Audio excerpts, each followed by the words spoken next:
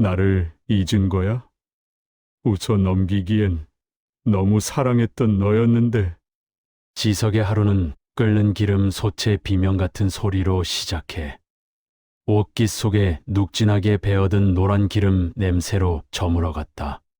서울 변두리 낡은 상가 건물의 모퉁이에 자리 잡은 그의 치킨집은 세월의 때가 묻은 환풍기. 소리가 낮게 깔린 고립된 섬과 같았다.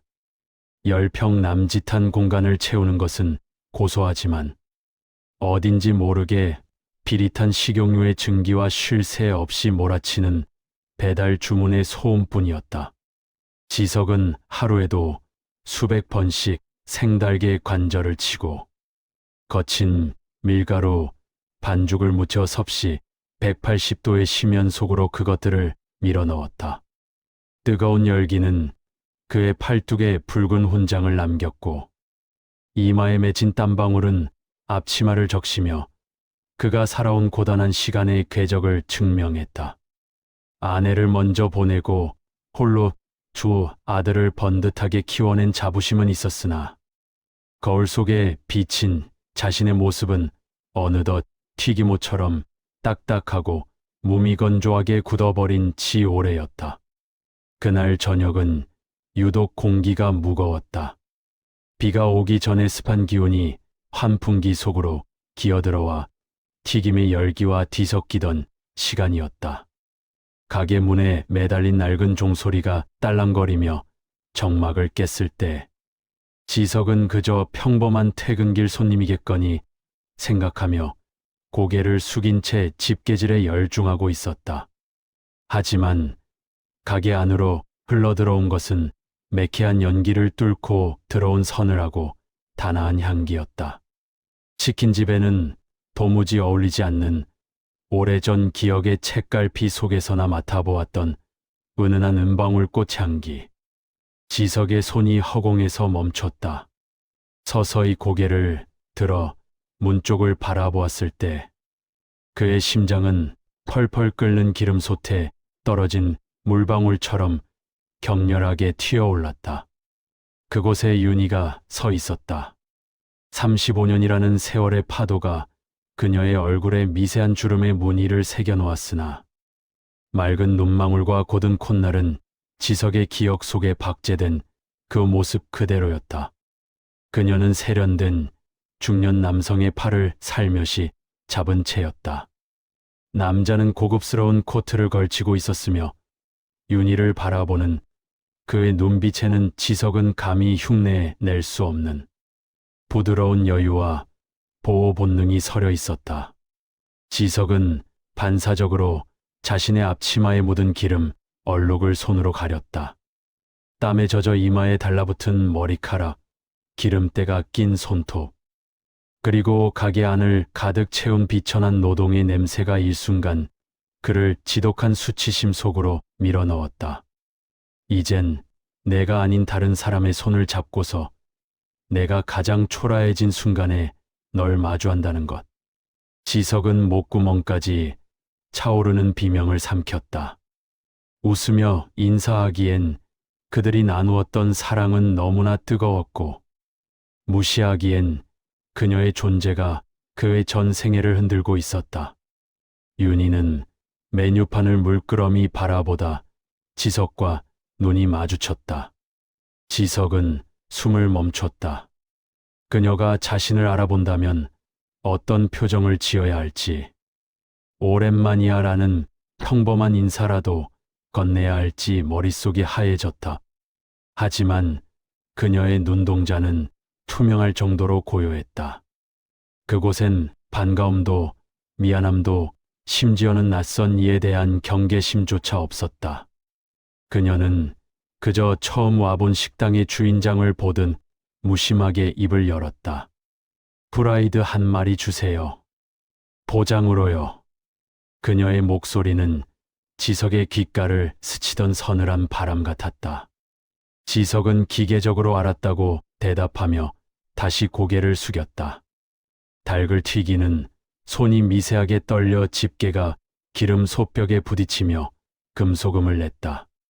곁에 서 있던 남자가 그녀의 어깨를 감싸 안으며 밖이 춥다고 다정하게 속삭였다. 윤희는 그에게 몸을 기대며 미소를 지었다. 지석은 그 미소를 알았다. 가난했던 대학 시절 낡은 가로등 밑에서 그에게 지어주던 그 투명한 웃음이었다. 지석은 끓어오르는 기름 속에서 익어가는 닭을 바라보며 자신의 가슴 속에서 무언가 무너져 내리는 소리를 들었다. 그녀가 내민 신용카드를 받아들 때 지석의 투박한 손가락 끝이 아주 잠깐 그녀의 손등에 스쳤다. 얼음장처럼 차가운 그녀의 피부. 지석은 순간적으로 그녀를 붙잡고 싶었다. 왜 나를 그런 눈으로 보느냐고. 우리가 함께 걸었던 그 수많은 거리와 약속들은 다 어디로 갔느냐고 묻고 싶었다. 하지만 그녀는 카드를 돌려받으며 정중하게 고개를 숙일 뿐이었다. 남자가 문을 열어주자 그녀는 향기만을 남긴 채 빗줄기가 시작된 어둠 속으로 사라졌다. 지석은 멍하니 입구 쪽을 바라보았다. 환풍기 소리는 더욱 커졌고 식어가는 기름 솥의 열기는 뒤늦게 그의 얼굴을 화끈거리게 했다. 치킨 한 마리를 튀겨보낸 평범한 장사였을 뿐인데 지석은 마치 전 재산을 잃은 도박꾼처럼 힘없이 의자에 주저앉았다. 손바닥에 남은 그녀의 서늘한 감촉이 마치 낙인처럼 화끈거렸다. 이 거리를 함께 걷던 소년과 소녀는 이제 한 명은 기름 냄새에 절은 늙은 사내로, 한 명은 타인의 품에 안긴 낯선 여인으로 변해 있었다. 너무 사랑했던 너라 어떻게 할지 모르겠다는 노랫말이 환청처럼 귓전을 맴돌았다. 지석은 앞치마를 벗어 던지고 싶었으나 다시 울리는 배달 주문 소리에 억지로 몸을 일으켰다. 그의 눈가는 연기 때문인지 혹은 다른 무엇 때문인지 모르게 붉게 충혈되어 있었다. 비는 이제 거세게 창문을 때리기 시작했고 지석은 자신의 인생이라는 기름솥에 무엇이 더 튀겨질 수 있을지 가늠조차 할 수 없었다. 손님이 떠난 자리에 남은 것은 비릿한 기름 안개뿐이었다. 지석은 윤희가 머물다 간 자리를 멍하니 응시했다. 그녀가 서 있던 타일, 바닥 위로 빗물 몇 방울이 떨어져 작은 얼룩을 만들고 있었다. 지석은 홀린 듯 다가가 그 얼룩을 거친 행주로 닦아냈다. 마치 그렇게 하면 방금 일어난 일이 환상이었던 것처럼 지워낼 수 있을 것만 같았다. 하지만 코끝을 스치는 은은한 은방울 꽃향기는 좀처럼 사라지지 않고 기름 냄새와 뒤섞여 그를 괴롭혔다. 사장님, 3번 테이블 치워요? 아르바이트생의 목소리에 지석은 소스라치게 놀라며 정신을 차렸다. 그는 대답 대신 고개를 끄덕이고는 주방 깊숙한 곳으로 몸을 숨겼다. 35년. 강산이 3번이나 변하고도 남을 시간이었다. 그 시간 동안 지석은 그녀를 잊었다고 믿었다.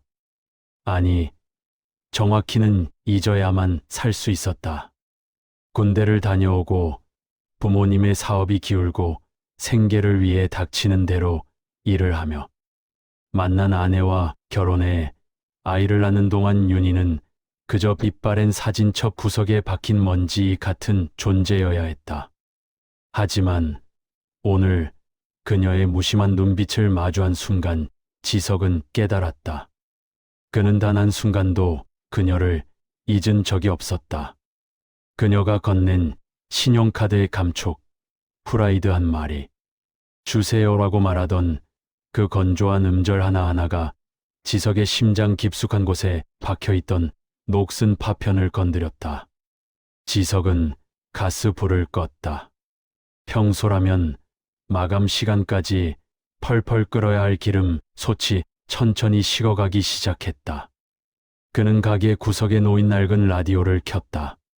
지지직거리는 잡음 사이로 오래된 팝송이 흘러나왔다. 윤희와 함께 이어폰을 한쪽씩 나눠 끼고 듣던 노래였다. 그때의 그들은 가난했지만 찬란했다. 지석은 대학 축제 때 윤희의 손을 잡고 캠퍼스를 뛰던 날을 기억했다.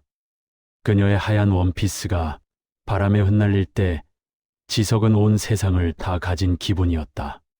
지석아, 우린 영원할 거지? 라고 묻던 그녀의 목소리가 환청처럼 들려왔다. 영원이라는 단어는 참혹했다. 영원을 약속했던 남자는 튀김 부스러기를 털어내는 노인이 되었고, 여자는 타인의 아내가 되어 그를 알아보지도 못한 채 치킨 한 마리를 사서 떠났다. 밤 11시 셔터를 내리는 소리가 유독 날카롭게 울렸다. 비는 그칠 줄 모르고 쏟아졌고 지석은 젖은 아스팔트 위를 걷기 시작했다.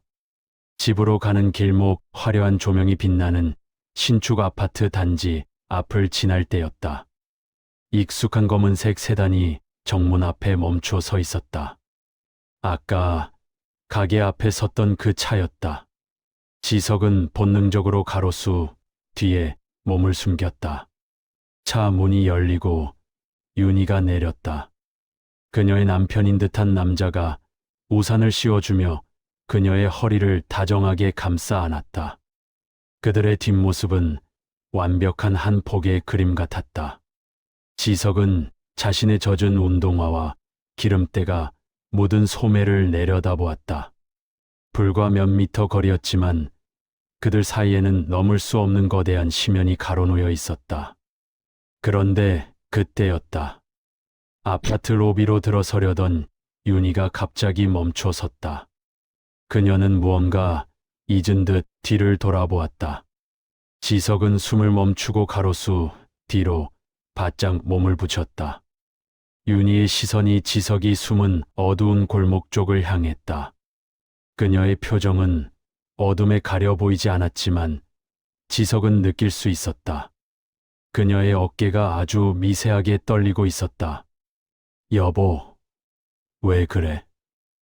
남자의 물음에 윤희는 잠시 침묵하더니 고개를 저었다. 아무것도 아니에요. 그냥 아까 그 가게에 치킨 냄새가 아직 나는 것 같아서. 그녀의 목소리는 비소리에 묻혀 희미하게 들려왔다. 하지만 지석에게는 천둥 소리보다 더 크게 박혔다. 기억하지 못하는 게 아니었을까? 아니면 기억하지 않으려 애쓰고 있는 것일까? 그들이 안으로 사라진 뒤에도 지석은 한참 동안 빗속에 서 있었다.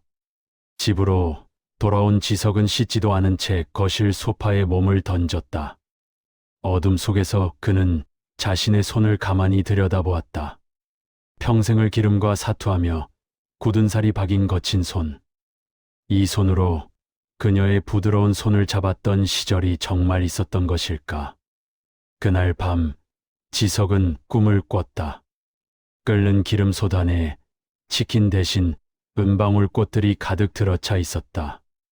꽃들은 튀겨지면서 비명을 지르는 대신 그녀의 웃음소리를 냈다. 지석은 뜨거운 기름 속으로 손을 집어넣어 꽃을 건져내려 애썼다. 손등이 타들어가는 고통 속에서도 그는 멈추지 않았다. 마침내 꽃 한 송이를 손에 넣었을 때 그것은 순식간에 검은 재로 변해 흩어졌다. 다음 날 아침 평소처럼 가게 문을 열 준비를 하던 지석은 깜짝 놀랐다. 오픈하기도 전인 이른 시간에 누군가 가게 문을 두드리고 있었다. 유리문 너머로 보이는 실루엣. 어제보다 더 짙은 슬픔을 머금은 눈을 한 윤희가 홀로 서 있었다. 그녀의 손에는 어제 지석이 포장해준 치킨 상자가 들려 있었다. 지석은 떨리는 손으로 문을 열었다.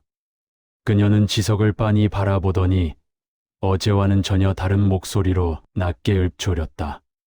사장님, 이 치킨 너무 써서 못 먹겠어요. 그녀의 눈에 눈물이 고였다. 지석은 아무 말도 할 수 없었다. 그녀가 말하는 쓴맛이 무엇인지 그는 누구보다 잘 알고 있었기 때문이었다. 지석은 열어준 문 사이로 스며드는 차가운 새벽 공기에 몸을 떨었다. 윤희는 가게 안으로 들어오지 않은 채 처마 밑에서 비를 피하며 서 있었다. 그녀의 손에 들린 종이 상자는 눅눅하게 젖어 있었고 그 안에서 풍기는 냄새는 더 이상 고소한 튀김 향이 아니었다. 그것은 식어버린 시간의 냄새였다. 너무 써서요. 윤희가 다시 한번 반복했다. 그녀의 목소리는 떨리고 있었지만 눈동자는 지석의 얼굴 구석구석을 탐색하듯 훑어내리고 있었다. 지석은 카운터 뒤로 물러나 마른 침을 삼켰다. 식어서 그럴 겁니다. 다시 튀겨드릴까요? 지석의 목소리는 갈라져 나왔다. 그는 애써 그녀의 눈을 피하며 집게를 집어들었다. 하지만 윤희는 상자를 카운터 위에 툭 내려놓았다. 상자 틈새로 보이는 치킨은 거의 줄어들지 않은 상태였다. 이 맛 기억나요? 35년 전 당신이 처음으로 나한테 튀겨줬던 그 맛이랑 똑같아. 지독하게 고소하면서도 끝맛은 이상하게 아릿했던 그 맛. 지석의 손에서 집게가 바닥으로 떨어졌다. 챙그랑 날카로운 금소금이 정적을 깼다. 그녀는 알고 있었다. 처음부터 그를 알아보고 있었던 것이다. 어제 보여준 그 건조한 무관심은 지석을 향한 배려였을까? 아니면 스스로를 지키기 위한 가면이었을까? 윤희야, 35년 만에 입 밖으로 내뱉은 이름은 무겁고 낯설었다. 윤희는 윤희야라는 부름에 잠시 눈을 감았다. 그녀의 긴 속눈썹 끝에 맺혀있던 빗방울이 뺨을 타고 흘러내렸다. 사장님이라고 불러요. 그게 서로 편하니까. 윤희는 차갑게 선을 그었지만 이내 힘없이 의자에 주저앉았다. 그녀는 가방에서 낡은 수첩 하나를 꺼내 테이블 위에 올렸다.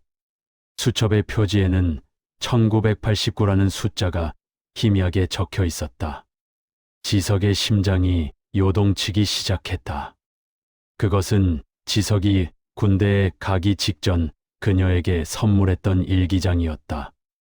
당신이 갑자기 사라지고 나서 난 이 수첩을 한 번도 버리지 못했어요. 아버지가 반대하신 거 알아요. 당신네 집이 망하고 나서 우리 집에서 당신을 어떻게 생각했는지도. 하지만 한마디는 해줬어야지. 도망치듯 입대하고 연락을 끊어버리면 남겨진 사람은 어떡하라고. 지석은 할 말이 없었다. 그때의 그는 자격지심에 찌든 22의 청년이었다. 부친의 부도와 빚쟁이들의 횡포 속에서 부유한 집안의 외딸인 윤희는 그가 감당하기엔 너무나 눈부신 태양이었다. 그는 그녀를 사랑해서 떠난다는 비겁한 변명 뒤에 숨어 자신을 지우려 했다. 미안하다는 말은 안 할게. 그게 무슨 의미가 있겠니? 지석은 주방 구석에서 낡은 보온병을 꺼내 따뜻한 차 한 잔을 내밀었다. 윤희는 잔을 받지 않고 상자 속 치킨 한 조각을 맨손으로 집어들었다. 그리고는 아주 천천히 고통을 음미하듯 한 입을 베어 물었다. 어제 남편이랑 같이 먹는데 한 입 먹자마자 가슴이 꽉 막히더라고요. 남편은 맛있다고 잘만 먹는데 나만 목이 메어서 결국 화장실에 가서 다 개원했어요. 당신 냄새가 나니까. 이 치킨에서 당신 인생 냄새가 나니까. 윤희의 고백은 비수처럼 지석의 가슴을 후벼 팠다. 지석은 비로소 깨달았다. 자신이 평생을 바쳐 튀겨온 이 치킨은 단순한 음식이 아니었다. 그것은 윤희에게 전하지 못한 편지였고 속죄였으며 씻어내지 못한 그리움의 결정체였다. 왜 하필 여기야? 왜 하필 내 가게에 온 거야? 지석이 묻자 윤희가 희미하게 웃었다. 이사 온 아파트 단지 입구에 지석 치킨이라는 간판이 보이더라고요. 세상에 지석이라는 이름이 한둘인가 싶으면서도 이상하게 발길이 이쪽으로만 향했어. 확인하고 싶었나 봐요. 당신이 정말로 이렇게 평범하고 고단하게 잘 살고 있는지. 윤희는 자리에서 일어났다. 그녀는 차 잔 대신 카운터 옆에 놓인 작은 은방울꽃 화분을 손끝으로 톡 건드렸다. 치킨 값은 어제 냈으니까 이건 반품이에요. 그리고 내일 또 올지도 몰라요. 그때는 정말 맛있는 치킨으로 튀겨줘요. 쓰지 않은 걸로. 그녀가 가게를 나선 뒤 지석은 윤희가 남기고 간 치킨 조각을 입에 넣었다. 바삭한 껍질 속에서 육즙이 터져 나왔지만 그의 혀끝에 닿은 맛은 과연 그녀의 말대로 지독하게 썼다. 35년 동안 묵혀온 슬픔이 기름에 녹아들어 간 맛이었다. 지석은 주방 창문을 열었다. 비가 그친 뒤에 새벽 공기가 폐부 깊숙이 들어왔다. 그는 낡은 앞치마를 고쳐 맸다. 내일 그녀가 다시 왔을 때 인생의 쓴맛이 아닌 다른 맛을 보여주기 위해 그는 다시 기름솥에 불을 붙였다. 그때 주방 바닥에 떨어진 윤희의 수첩 사이에서 사진 한 장이 삐져나와 있는 것을 지석이 발견했다. 사진 속에는 35년 전 두 사람이 나란히 서서 웃고 있었다. 그리고 사진 뒷면에는 윤희의 필체로 이렇게 적혀 있었다. 기다림은 식지 않는 기름과 같아서 언제든 불만 붙이면 다시 뜨거워진다. 지석은 밤새 잠을 이루지 못했다. 주방불을 끈 뒤에도 카운터 위에 놓인 윤희의 수첩과 흑백 사진이 마치 형광물질이라도 바른 듯 어둠 속에서 번뜩였다. 사진 속 22살의 자신은 참으로 대책 없이 웃고 있었다. 옆에 선 윤희의 손목을 잡은 그 투박한 손에는 기름때 대신 젊음의 열기만이 가득했다. 다음 날 오후 예고했던 대로 윤희가 나타났다. 어제와 달리 깔끔한 베이지색 코트를 입은 그녀는 마치 단골 손님처럼 익숙하게 구석 자리에 앉았다. 오늘은 쓰지 않은 걸로 준비했니? 그녀가 넌지시 묻자 지석은 묵묵히 닭을 손질했다. 오늘은 염지법부터 바꿨다. 쓴맛을 내는 오래된 향신료 대신 새벽같이 시장에 나가 사온 신선한 생강과 우유로 잡내를 잡았다. 기름도 방금 막 개봉한 새 것으로 채웠다. 수첩 두고 갔더라. 지석이 튀김기 앞에서 등을 돌린 채 말했다. 알아요. 일부러 두고 간 거니까. 윤희는 가방에서 작은 보온병을 꺼내 컵에 따랐다. 김이 모락모락 피어오르는 차 향기가 기름 냄새 가득한 가게 안에 번졌다. 그 일기장에 당신이 입대 전날 써놓은 문장 기억해요. 내 인생은 180도. 고온의 기름 속 같아서 내가 들어오면 화상을 입을지도 모른다고. 참 유치했지. 지석은 끓는 기름 소리에 대답을 대신했다. 치킨이 노란 꽃을 피우며 떠오르기 시작했다. 그는 세심하게 온도를 체크하며 가장 완벽한 타이밍에 건져 올렸다. 쟁반 위에 올려진 치킨은 황금빛으로 빛났다. 먹어봐. 이번엔 다를 거야. 지석이 내민 접시를 앞에 두고 윤희는 한참을 망설였다. 그녀의 손가락이 미세하게 떨렸다. 한 입 베어 문 순간 윤희의 눈이 커졌다. 고소해. 그리고 달아요. 양파를 갈아 넣었거든. 지석은 그녀의 맞은편에 처음으로 자리를 잡고 앉았다. 앞치마를 벗어 던진 그의 셔츠 소매에는 여전히 지워지지 않는 기름 얼룩이 배어 있었지만 표정만큼은 어느 때보다 편안해 보였다. 윤희야, 난 평생 도망치며 살았어. 너한테서, 가난해서, 그리고 나 자신한테서. 이 치킨집은 내게 도피처이자 감옥이었지. 그런데 내가 어제 그 치킨을 다 개원했다는 말을 듣고 가슴 밑바닥이 무너지더라. 내가 너한테 준 게 고작 구토감뿐이었나 싶어서. 윤희는 치킨 조각을 내려놓고 지석의 거친 손등 위에 자신의 손을 살며시 얹었다. 35년 만에 닿은 온기였다. 차가운 금속 같던 지석의 심장에 뜨거운 피가 도는 기분이 들었다. 지석아, 우린 너무 멀리 돌아왔어. 난 이제 곧 할머니가 돼. 내 딸이 다음 달에 아이를 낳거든. 당신도 아마 누군가의 아버지이고 남편이겠지? 그 질문에 지석의 눈빛이 흔들렸다. 그는 고개를 저었다. 아니, 난 혼자야. 10년 전에 아내랑 헤어졌어. 애들은 외국에 있고 기름 냄새 맡으며 살다 보니 사람 냄새가 그리운 줄도 모르고 지냈네.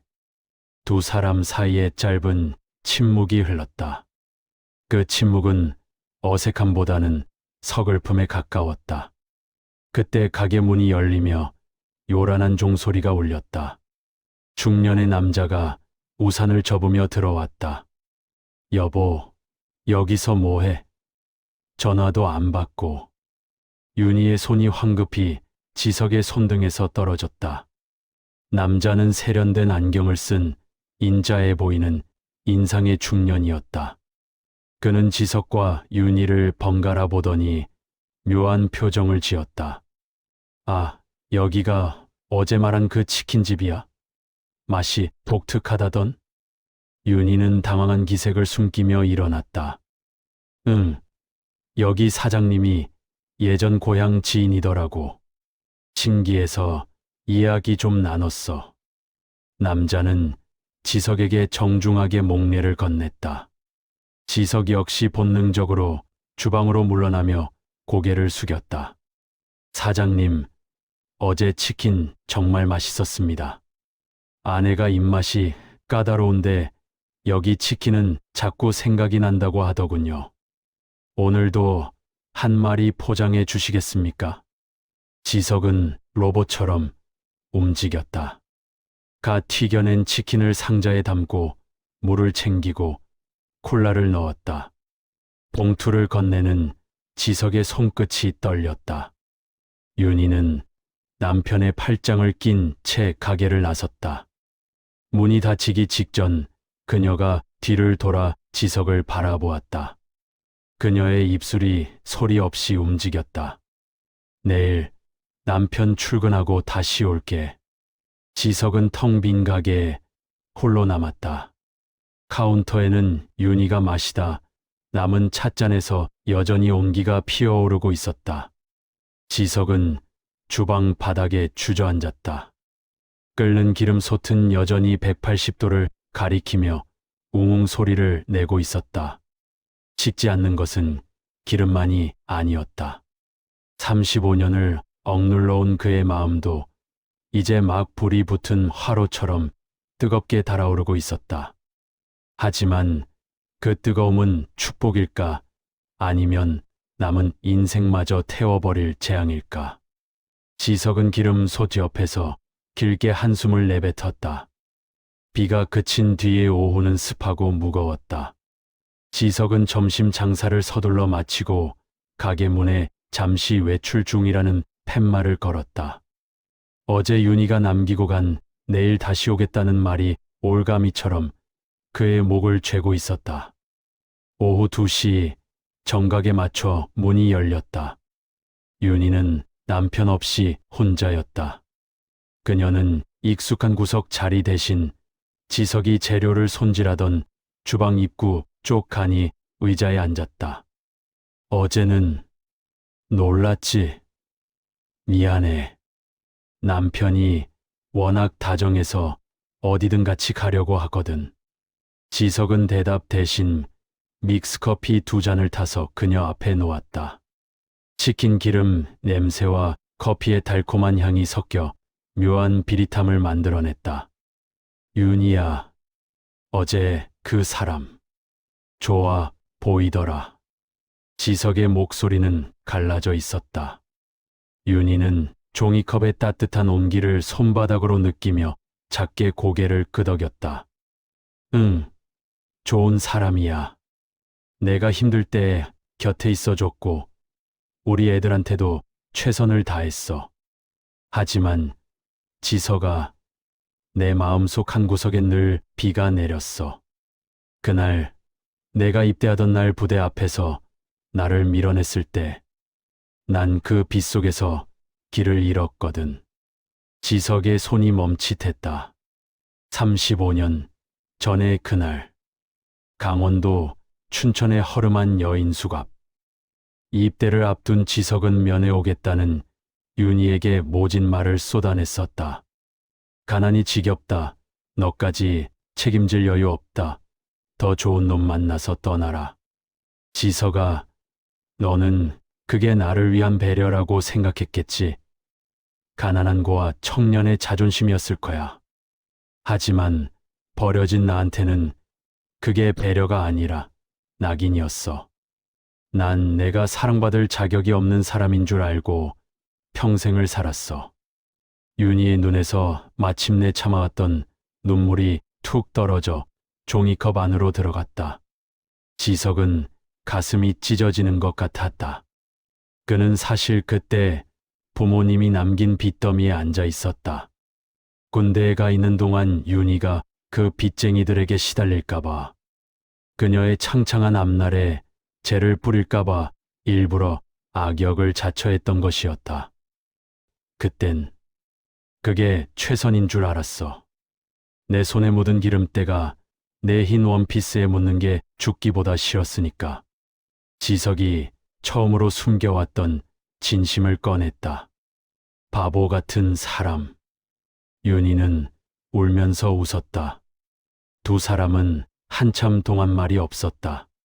35년이라는 시간은 사과 한마디로 메워지기엔 너무나 깊고 넓었다. 그때 지석이 결심한 듯 입을 열었다.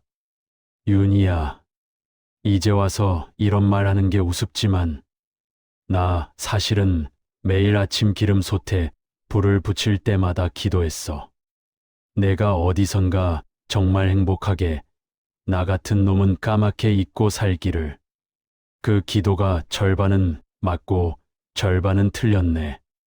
난 행복했지만 한순간도 널 잊은 적은 없으니까.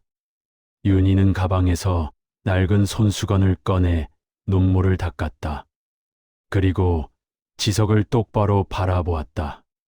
지석아, 우리 이제 그만 미안해하자. 어차피 지나간 시간이고 우린 각자의 삶이 있잖아. 다만 내가 이 치킨집을 다시 찾은 건 눅눅해진 내 진심을 한 번은 바삭하게 튀겨서 너한테 보여주고 싶어서였어. 이제 됐어. 이젠 정말 괜찮아.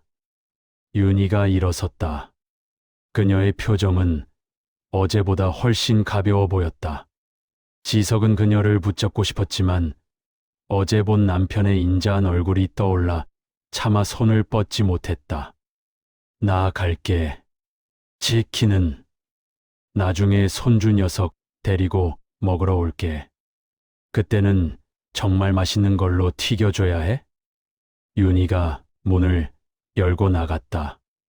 딸랑거리는 종소리가 유난히 길게 여운을 남겼다. 지석은 그녀가 앉았던 자리에 놓인 빈 종이컵을 물끄러미 바라보았다. 식지 않을 것 같던 기름솥의 온도가 조금씩 내려가고 있었다. 지석은 처음으로 주방벽에 걸린 거울을 보았다. 거기에는 늙고 지친 주방장이 아니라 이제야 비로소 과거와 작별한 한 남자가 서 있었다. 그로부터 3년이 흘렀다. 재개발 소문이 무성하던 골목은 여전했고 지석의 치킨집도 그 자리를 지키고 있었다. 하지만 달라진 점이 하나 있었다. 낡은 간판 옆에 정갈한 글씨로 적힌 작은 팻말이 하나 더 붙은 것이다. 오후 2시부터 4시까지 추억을 튀겨드립니다. 지석은 더 이상 악착같이 돈을 벌기 위해 닭을 튀기지 않았다. 대신 그 시간만큼은 혼자 사는 노인들이나 동네 아이들에게 가장 바삭하고 고소한 치킨을 내어주었다. 윤희와 진심을 나눈 그날 이후 그의 기름 솟은 누군가를 원망하거나 스스로를 자책하는 도구가 아니라 세상을 향한 미로의 도구가 되었다. 어느 화창한 가을 오후 가게 문이 활짝 열렸다. 할아버지, 우리 왔어요. 초등학생 정도 되어 보이는 아이 둘이 앞장서 들어왔고 그 뒤로 눈에 익은 여인이 환하게 웃으며 걸어 들어왔다. 윤희였다. 그녀는 약속했던 대로 손주들의 손을 잡고 나타났다. 지석아, 나왔어. 세상에서 제일 맛있는 치킨 먹으러. 지석은 미리 준비해둔 듯 깨끗한 앞치마를 고쳐 맸다. 그의 머리는 더 하얗게 샜지만 눈빛은 어느 때보다 맑았다. 기다리고 있었다. 애들아, 이리 앉으렴. 지석의 손놀림은 경쾌했다. 신선한 기름에 닭이 튀겨지는 소리는 마치 경쾌한 음악 같았다. 윤희는 주방 안에서 땀을 흘리는 지석의 뒷모습을 보며 생각했다. 35년 전 그토록 미워하고 그리워했던 저 등이 이제는 참으로 든든하고 평화로워 보인다고. 치킨이 식탁에 올랐다. 아이들은 엄지를 치켜 세우며 정신없이 먹기 시작했고 지석과 윤희는 그 모습을 보며 나란히 앉아 차를 마셨다. 지석아, 요즘 참 보기 좋아 보여. 골목 사람들도 내 칭찬이 자자하더라. 그냥 이제야 내가 할 일을 찾은 기분이야. 너한테 진심을 말하고 나니까 가슴속에 고여있던 기름때가 싹 닦여 나간 것 같거든. 윤희는 말없이 지석의 거친 손등 위에 자신의 손을 잠시 얹었다. 그것은 남녀 간의 애정이라기보다 험난한 세월을 각자 잘 버텨온 전우에게 보내는 경의에 가까웠다. 그날 저녁 윤희가 돌아간 뒤 지석은 가게 정리를 마치고 일기장을 펼쳤다. 평생 투박한 장부만 써오던 그가 3년 전부터 쓰기 시작한 마음의 장부였다.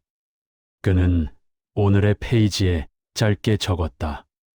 인생은 가끔 눅눅해지기도 하지만 다시 뜨거운 진심의 온도에 넣으면 언제든 다시 바삭해질 수 있다. 오늘 내 오랜 친구가 다녀갔다. 행복하다. 가게 밖 가로등 불빛이 골목을 비추고 있었다. 지석은 가게의 불을 끄고 문을 잠갔다. 35년 전에 상처 입은 청년은 그곳에 없었다. 그저 내일의 치킨을 위해 정성껏 재료를 준비하는 마음 부유한 노인이 있을 뿐이었다. 밤 공기가 시원했다. 지석은 가벼운 발걸음으로 집을 향해 걷기 시작했다. 그의 등 뒤로 치킨집의 작은 간판이 따뜻한 오렌지 빛을 내뿜으며 고요히 빛나고 있었다.